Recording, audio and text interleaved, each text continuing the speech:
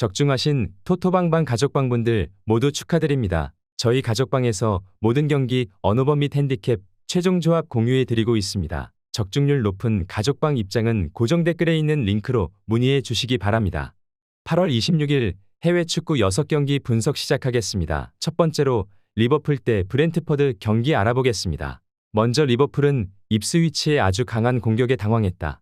패스가 롱패스 위주로 이어지면서 의도하지 않게 전술적으로 단조로운 상황을 자주 맞이하기도 했다. 특히 브렌트포드도 상당히 압박 강도가 높다는 점도 어느 정도는 부담일 수 있다. 다만 전술적으로 계단식으로 이어지는 정교함이 후반에 보였고, 특히 체력이 빠진 후반에는 오히려 리버풀이 공간을 넓게 쓰면서 상대를 두들기는 양상을 보여준 점은 상당히 인상적으로 볼만했다. 이어서 브렌트포드는 토니 없이도 위사와 은베모의 활약이 상당히 좋았다. 전체적으로 올 시즌에는 부상자들이 적은 편이라서 상당히 높은 기동성과 압박 강도를 유지할 수 있을 것으로 보인다.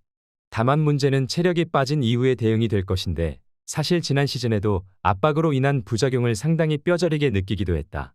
브렌트포드의 압박 강도와 역습의 퀄리티는 상당히 좋은 성향을 보여준다. 다만 압박으로 인해서 생기는 체력적인 난조가 크게 작용할 가능성이 높다. 이미 리버풀이 이를 이용해서 공간을 넓게 쓰면서 입스위치를 두들기는 모습을 보여주었고, 전술적으로도 중원을 거치는 플레이가 상당히 정교하고 좋아진 모습이다. 리버풀 승리를 추천합니다. 두 번째로 레알 마드리드 대 바야돌리드 경기 알아보겠습니다. 먼저 레알은 은퇴를 선언한 크로스가 그리웠을 것이다. 화려한 공격진을 바탕으로 밀어붙이는 모습을 보여주었지만 양질의 패스를 공급하던 크로스의 공백으로 인해서 상당히 답답한 흐름으로 이어졌다. 그나마 귤러가 교체로 나와서 상대 수비를 헤집는 모습을 보여주었고, 비니시우스와 호드리구는 직전 바야돌리드와의 대결에서 한 골 4도움을 합작한 기억이 있다는 점은 긍정적으로 볼 수 있을 것으로 보인다. 이어서 바야돌리드는 레알 상대로 맞불을 놓을 수 있는 상황은 아니다. 일부 리그 기존 팀을 상대로는 지난 시즌 지배적인 흐름이 아니라 상당히 수비적이고 보수적인 흐름으로 페이스를 끌고 나갈 가능성이 높다. 다만 파이브백을 가동했던 매치에서도 대패를 기록하는 등 역시 단순히 라인을 내리는 것으로 체급을 극복한 모습은 보여주지 못했다. 레알은 크로스의 부재로 인해서 양질의 패스가 공급되지 않았고, 전체적으로 이를 전술적인 흐름으로 극복하기에는 시간이 더 필요할 것으로 보는 매치다. 그래도 귤러의 활약이나 비니시우스와 호드리고가 바야돌리드에게 강했다는 점은 긍정적으로 보고 있다. 레알 마드리드 승리를 추천합니다. 핸디 언어버 및 최종 조합 받아보실 수 있는 가족방 입장 방법 알려드리겠습니다. 먼저 영상 하단의 댓글을 클릭해 주세요. 두 번째로 댓글 속 가족방 링크를 클릭해 주세요. 마지막으로 채팅 참여하기 누르신 후 메시지 주시고 답장 기다려 주시면 가족방 입장 도움드리도록 하겠습니다. 그럼 분석 이어가 보도록 하겠습니다.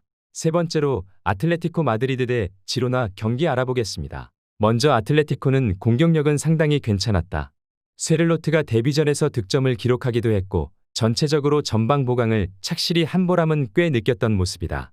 다만 문제는 수비에서 나왔는데 비첼과 오블락이 사인 미스로 인해서 실수를 발생시키는 모습도 있었다. 특히 주력 선수들이 모두 유로와 올림픽에 나서면서 프리시즌에서 손발을 맞추어 볼 기회가 없었다는 것이 조직력에 미친 영향이 큰 것으로 보인다. 이어서 지로나는 올 시즌에도 공격적인 흐름을 꾸준히 이어가려는 모습이다. 다만 지난 경기에서도 선발로 나선 3명의 공격수들이 모두 공격 포인트를 기록하지 못하는 등 지난 시즌의 화력을 보여주기에는 상당히 퍼포먼스가 아쉬웠던 모습이었다. 사실 도보비크와 사비뉴가 모두 팀을 떠난 상황에서 대체자들이 확실한 모습을 일찍부터 보여주기는 어려웠을 가능성이 높았던 것은 사실이다. 아틀레티코의 전방은 상황이 좋은 반면 지로나는 사비뉴와 도보비크의 역량을 확실하게 메워줄 선수가 아직은 부족한 느낌이다. 물론 현재 아틀레티코의 조직력 부분에서는 시간이 더 필요할 여지가 있기에 실점 위험성은 꽤 높게 생각되는 것이 사실이다. 아틀레티코 마드리드 승리를 추천합니다. 네 번째로 마르세유 대 랭스 경기 알아보겠습니다. 먼저 마르세유는 지난 경기에서의 성과는 상당히 훌륭했다. 까다로운 브레스트를 대승으로 잡았다는 것도 좋지만 상대가 극단적으로 전방에 힘을 주었음에도 전개에 아무런 문제가 없었다는 내용이 상당히 훌륭했다고 할 수 있을 것이다. 상대가 전방에 6명을 배치하는 것으로 승부를 던졌다. 하지만 중원에서 호이비에르가 팀 내에서 가장 많은 패스를 성공시켜서 빌드업에서의 문제를 거의 드러내지 않았다. 지난 경기 그린우드나 와이 같은 1, 2선 자원들이 모두 공격 포인트를 기록한 만큼 압박 대응 능력이 상당히 좋아졌다고 할 수 있을 것이다. 랭스가 중원에서 강하게 나와도 이를 이겨내는 모습을 기대해 볼 수 있다고 생각할 수 있다. 이어서 랭스는 상당히 중앙에서의 프레스에 강한 편이다. 특히 태클까지 서슴지 않고 거칠게 상대를 몰아붙이는 성향을 자주 보여주는 모습이다. 다만 지난 경기 이 때문에 코네가 15분 만에 퇴장을 당하는 리스크로 작용하기도 했다. 그리고 랭스가 중원에서 공을 탈취를 하더라도 이를 득점으로 이어가는 스킬은 부족한 편이다. 이토가 상당히 리그 내에서 만들어주는 찬스는 많은 편이지만 스트라이커의 결정력이 문제가 되고 있다. 대체적으로 랭스 선수들은 공격수들의 개인 기량이나 결정력에 의존하는 흐름을 자주 타는 편이었다. 마르세유 상대로도 5년째 다득점 매치는 없는 모습이다. 랭스가 가하는 강한 중원에서의 압박도 지난 경기에서 보여준 빌드업 역량을 생각하면 마르세유가 대응이 될 것으로 보고 있다. 사실 공격력이라는 부분에서 랭스가 상당히 기복이 심한 편이기도 하고 전체적으로 거친 플레이가 경기 결과에 미치는 영향도 고점과 저점 차이가 큰 상황이다. 올랭피크 드 마르세유 승리를 추천합니다. 핸디 언어버 및 최종 조합 받아보실 수 있는 가족방 입장 방법 알려드리겠습니다. 먼저 영상 하단에 댓글을 클릭해 주세요. 두 번째로 댓글 속 가족방 링크를 클릭해 주세요. 마지막으로 채팅 참여하기 누르신 후 메시지 주시고 답장 기다려 주시면 가족방 입장 도움드리도록 하겠습니다. 그럼 분석 이어가 보도록 하겠습니다. 다섯 번째로 AS 로마 대 엠폴리 경기 알아보겠습니다. 먼저 로마는 칼리아리 전에서는 장점이 나오지 못했다. 그래도 연고지가 섬인 칼리아리 원정에서는 압박에 필요한 에너지 레벨을 100% 보장하기 어려웠을 것이라는 짐작은 해볼 수 있을 것이다. 특히 로마는 홈에서 피지컬적인 압박과 미드필더 역량을 극대화하는 전술로 상당히 경기력을 개선했다. 도보비크의 지난 경기 영향력은 좀 아쉽기는 했어도 홈에서의 흐름이나 지난 시즌 박스 안에서 슈팅 비중을 아주 높게 가져간 전력은 기대를 해보고 있다. 이어서 엠폴리는 보여주는 흐름은 아주 극단적인 수비가 될 것으로 보인다. 다만 골키퍼의 박스 장악력과 선방에 팀의 수비를 대부분 의존하는 성향 때문에 상대에게 공격권을 내주게 되면 크게 당하는 경우도 상당히 많은 편이다. 특히 엠폴리가 지난 시즌 막판에 로마 상대로 이기면서 잔류에 성공하기는 했지만 강등 노이드가 없던 시즌 중반에는 대패를 기록하기도 했다. 일단 로마의 홈에서의 압박과 미드필더 활용 역량을 신뢰할 여지는 있을 것이다. 엠폴리 역시 중원을 내주고 수비를 해야 하는 상황에서의 조직력보다는 골키퍼의 개인 기량에 기대고 있는 상황이 자주 연출되고 있는 흐름이다. AS 로마 승리를 추천합니다. 여섯 번째로 나폴리 대 볼로냐 경기 알아보겠습니다. 먼저 나폴리는 끔찍한 1라운드를 보냈다.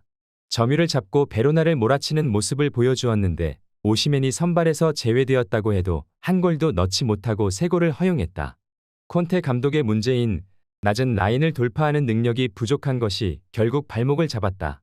특히 볼로냐의 중원 단단함은 올 시즌에도 이어질 가능성이 높아 나폴리가 이런 국면에서 크로스만 주구장창 시도하는 단조로움으로 이어질 가능성은 꽤 높은 상황이라고 할 수 있을 것이다. 이어서 볼로냐는 중앙 전개 능력은 살아있었다. 이탈리아노 감독도 피오렌티나 시절에 상당히 중원 뎁스를 신경 쓰는 편이었고 지난 경기 기대 득점도 3골이 넘었다. 다만 지르크즈의 공백으로 인해서 PK 한 골을 제외하면 추가적인 득점은 없었고 박스 안에서도 PK 허용과 코너킥 실점 등 불안한 구석을 보여준 수비는 고쳐야 할 대목이라고 할 수 있을 것이다. 일단 볼로냐의 중앙의 힘이 살아있는 상태라고 할 수 있을 것이다. 이를 나폴리가 제대로 공략하지 못하는 상황에서는 측면 크로스로만 단순하게 공격을 하는 상황에 직면할 가능성이 높다. 물론 기대 득점과 중원에서의 전개 퀄리티에 비해서는 볼로냐가 득점력이 뚜렷하게 나오는 모습이 아니었다. 무승부를 추천합니다.